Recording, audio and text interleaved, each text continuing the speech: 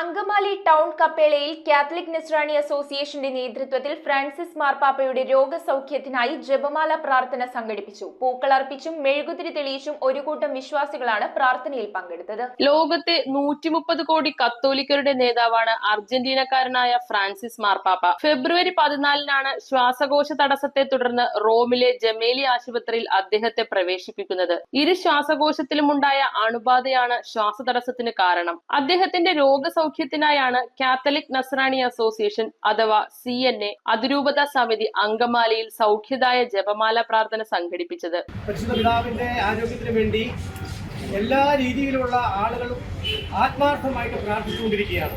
ആഗോള കത്തോലിക്ക സഭയുടെ തലവൻ പ്രത്യേകിച്ച് ഒരു പുതിയ ശൈലി നമ്മുടെ സഭയിൽ കൊണ്ടുവന്നിട്ടുള്ള ഒരു മാർപ്പാപ്പയാണ് ഇപ്പോൾ ഉള്ളത്. ലോകാരാധനായിട്ടുള്ള ലോകത്തെ രാഷ്ട്രത്തലവന്മാരും മറ്റ് ആളുകളും മതമേലധ്യക്ഷന്മാരും അംഗീകരിക്കുന്ന പരിശുദ്ധ പിതാവ് ഇവിടെ നിലനിൽക്കേണ്ടത്, അദ്ദേഹത്തിന്റെ ആരോഗ്യം വീണ്ടെടുത്ത് തിരിച്ചു വരേണ്ടത് നമ്മുടെ സഭയുടെ ഏറ്റവും അത്യന്താപേക്ഷിതമായ കാര്യമാണ്.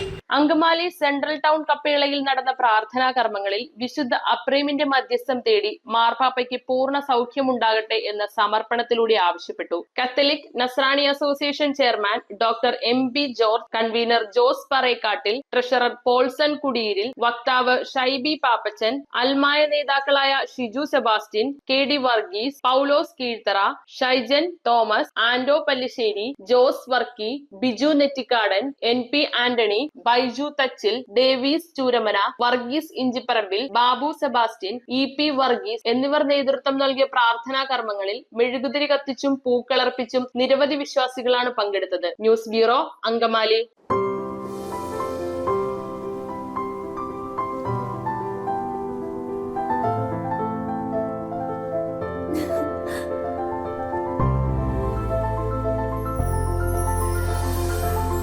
കളങ്കമില്ലാത്ത സൗഹൃദം പോലെ കലർപ്പില്ലാത്ത വിശ്വാസം.